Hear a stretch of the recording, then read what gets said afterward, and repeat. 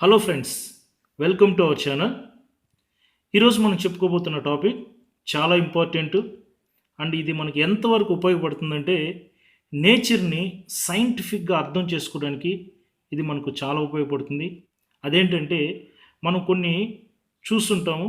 For example water bottle తీసుకోండి. Water బాటిల్లో ఫుల్గా వాటర్ నింపి ఫ్రీజర్లో ఉంచినప్పుడు ఒక 2-3 అవర్స్ తర్వాత బాటిల్ పగిలిపోవడం మనం అబ్జర్వ్ చేస్తుంటాం. అలాగే ఐస్ క్యూబ్స్ వాటర్లో తేలియాడడం కూడా మనం చూస్తుంటాం.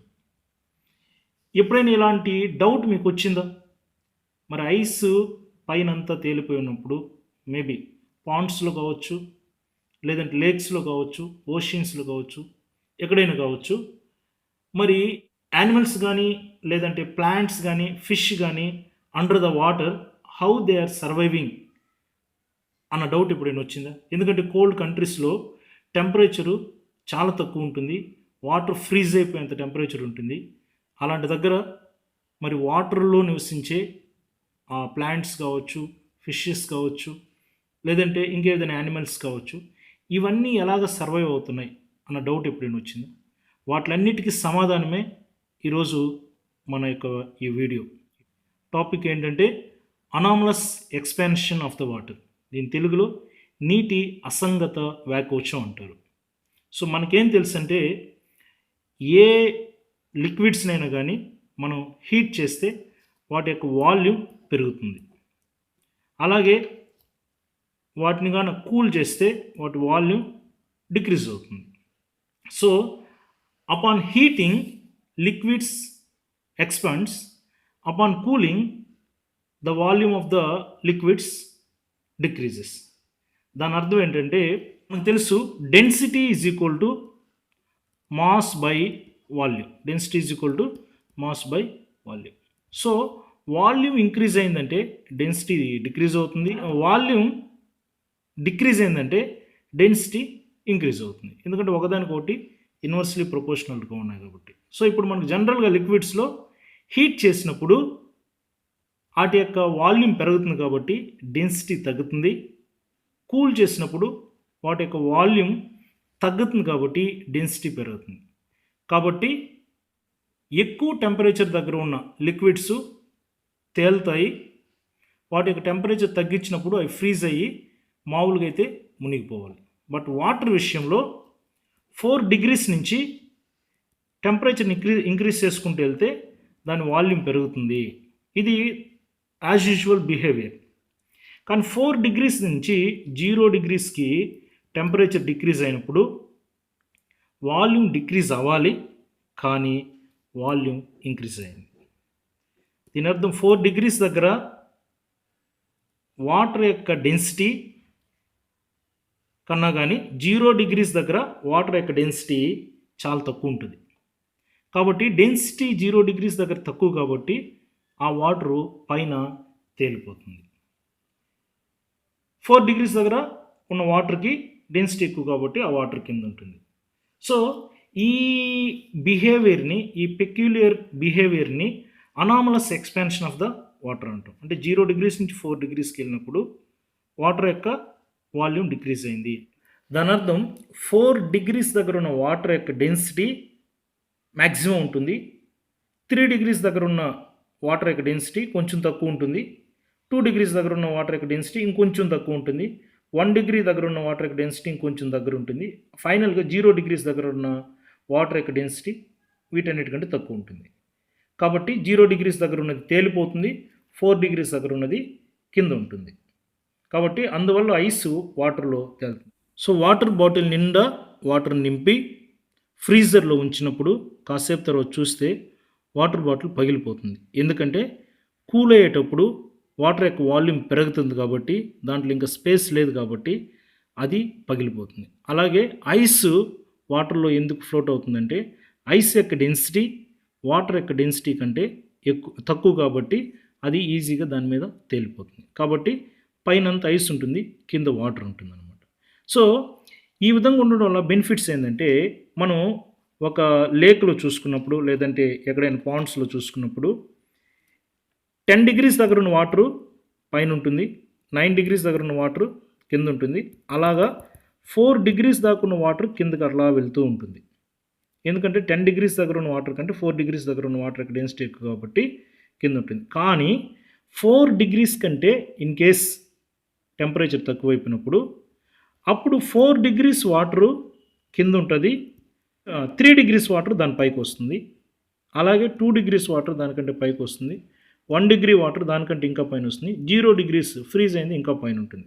కాబట్టి ఫ్రీజ్ అయిన వాటర్ అంతా పైన ఉంటుంది, కిందంతా లిక్విడ్ ఫేజ్లో ఉన్న వాటర్ అంతా ఉంటుంది. సో ఇది మనకు చాలా రకాలుగా ఉపయోగపడుతుంది.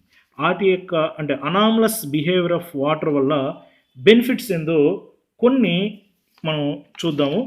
ఫస్ట్ మనం చూసుకున్నట్లయితే ఏవైతే యానిమల్స్ కానీ ప్లాంట్స్ కానీ వాటర్లో సర్వైవ్ అవుతుంటాయో they don't find any difficulty to survive in the bottom of the water. ఎందుకంటే ఐస్ అంతా పైనే ఉంటుంది కాబట్టి సో అవి కింద హ్యాపీగా తిరుగుతూ ఉంటాయి. సో ఈ అనామలస్ ఎక్స్పాన్షన్ ఆఫ్ వాటర్ మనకు ఎలా ఉపయోగపడుతుందంటే it permits the survival of the bottom ecology.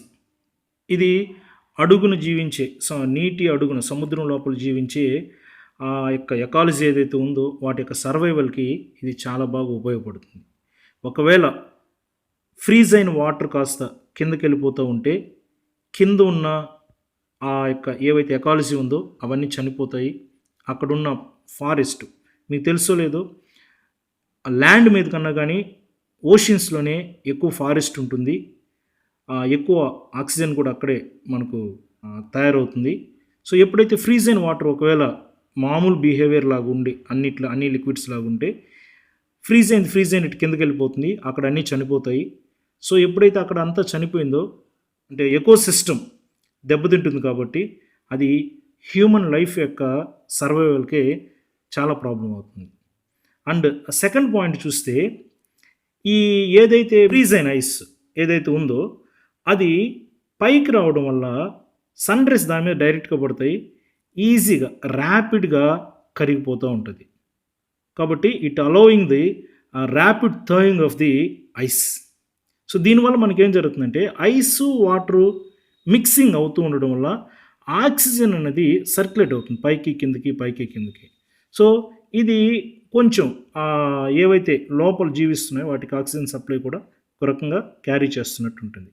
And another advantage మనం చూసుకున్నట్లయితే ఇది హీట్ రిజర్వాయర్గా పనిచేస్తుంది. ఎందుకంటే 4 డిగ్రీస్ కంటే తక్కువ టెంపరేచర్ ఉన్న వాటరు అంతకంటే కింద ఉండదు, అంతకంటే పైనే ఉంటుంది. కాబట్టి కిందంతా ఎంత తక్కువ తీసుకున్నా 4 డిగ్రీస్ కంటే తక్కువ ఉన్న టెంపరేచర్ కింద ఉండదు.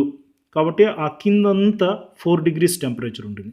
కాబట్టి అది ఒక హీట్ రిజర్వాయర్ లాగా పనిచేస్తుంది.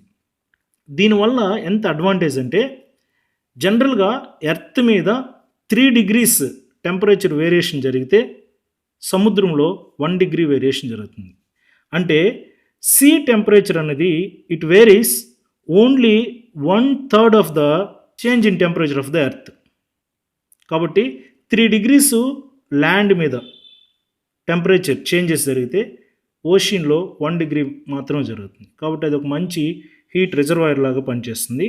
కాబట్టి ఎప్పుడైతే ఇట్లాగా ఒక స్టాండర్డ్ టెంపరేచర్ మెయింటైన్ చేస్తుందో by default it moderates the our planet's temperature also, climate also. కాబట్టి ఈ యొక్క అనామలస్ ఎక్స్పాన్షన్ వల్ల మన ప్లానెట్ యొక్క క్లైమేట్ కూడా మోడరేట్ అవుతూ ఉంటుంది. ఇది వన్ ఆఫ్ ద బిగ్గెస్ట్ అడ్వాంటేజ్గా చూడొచ్చు.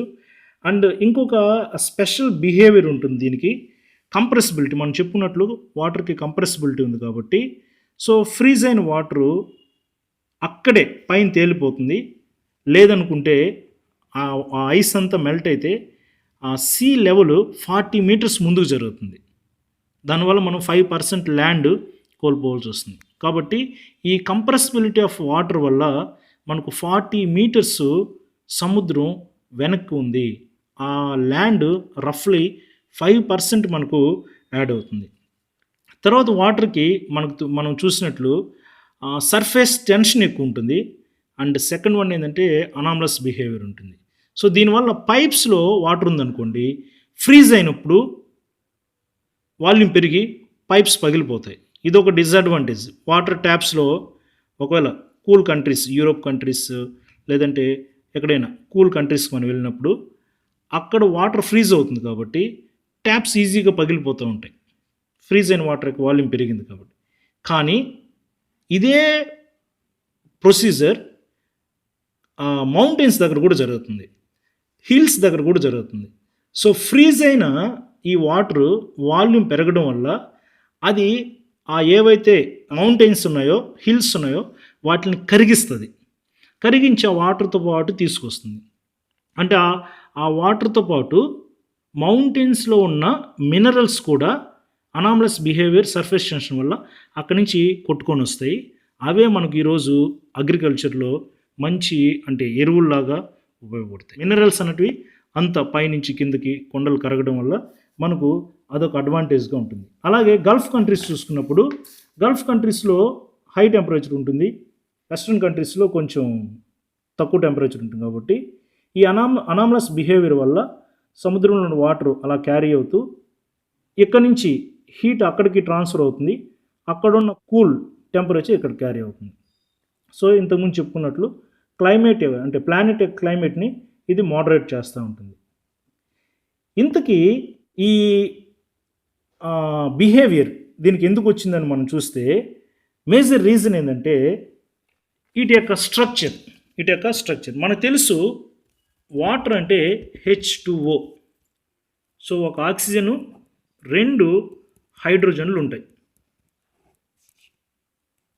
ఇలాంటి మాలిక్యూల్స్ మనం ఒక 4 తీసుకుందాం. ఫ్రీజ్ అయినప్పుడు ఎందుకు వాల్యూమ్ పెరుగుతుందో కూడా చూద్దాం.